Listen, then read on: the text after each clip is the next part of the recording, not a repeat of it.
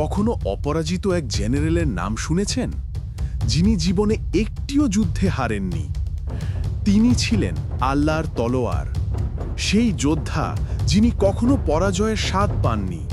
তার নাম সাম্রাজ্যকে কাঁপিয়ে তুলেছিল, তার বিশ্বাস ভয়কে বিজয়ে পরিণত করেছিল। আরবের মরুভূমি থেকে দামেস্কের দরজা পর্যন্ত তার কিংবদন্তি এখনও প্রতিধ্বনিত হয়। খালিদ ইবনে আল ওয়ালিদ, আল্লাহর তরবারি। তার ব্যক্তিত্বের প্রধান বৈশিষ্ট্যগুলো হল অতুলনীয় সামরিক প্রতিভা। তিনি ছিলেন ইতিহাসের অন্যতম সেরা সামরিক কৌশলবিদ এবং সেনাপতি।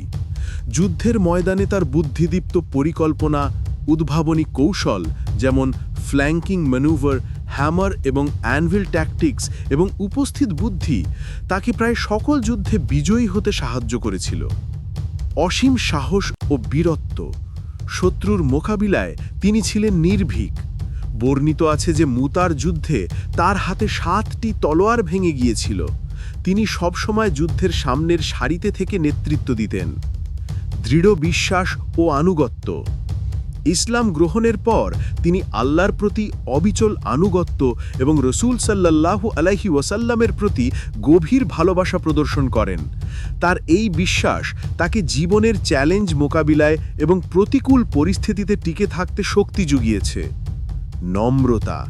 নিজের সামরিক সাফল্যের অহংকার না করে তিনি তার বিজয়কে আল্লাহর দান বলে মনে করতেন, যা তাকে একজন বিনয়ী মানুষ হিসেবে গড়ে তুলেছিল এবং তার সৈনিকদের কাছে তাকে অত্যন্ত শ্রদ্ধেয় করে তুলেছিল। বাদান্যতা। ধনী পরিবারে জন্ম নেওয়ার কারণে তিনি ছিলেন অত্যন্ত বাদান্য এবং দানশীল। ন্যায়পরায়ণতা।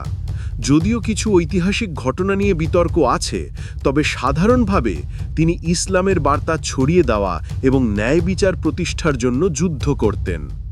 সংক্ষেপে, খালিদ বিন ওয়ালিদ রাদিয়াল্লাহু আনহু একজন ব্যতিক্রমী যোদ্ধা, দূরদর্শী নেতা এবং একজন বিনয়ী ও দৃঢ়চেতা মুসলিম হিসেবে পরিচিত, যার জীবন পরবর্তী প্রজন্মের জন্য অনুপ্রেরণার উৎস হয়ে আছে।